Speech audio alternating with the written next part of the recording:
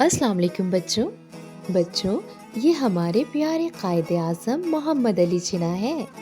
आपको मालूम है कायदे आज़म मोहम्मद अली जिन्ना कौन है?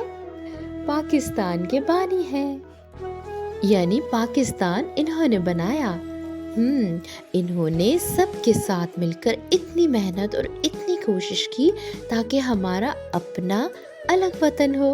और देखें, पाकिस्तान हमारा वतन है जो हमारे कायदे आज़म की इतनी कोशिशों के बाद हमें मिला है।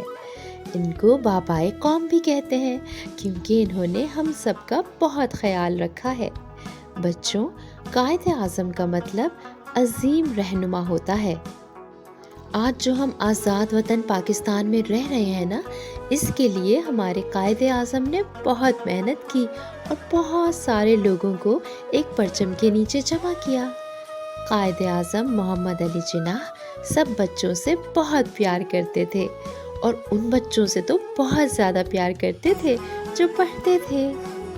एक बार कायदे आज़म ने बच्चों के लिए फरमाया, इल्म तलवार से भी ज़्यादा ताकतवर है, इसलिए इल्म को अपने मुल्क में बढ़ाएं। कोई आपको शिकस्त नहीं दे सकता।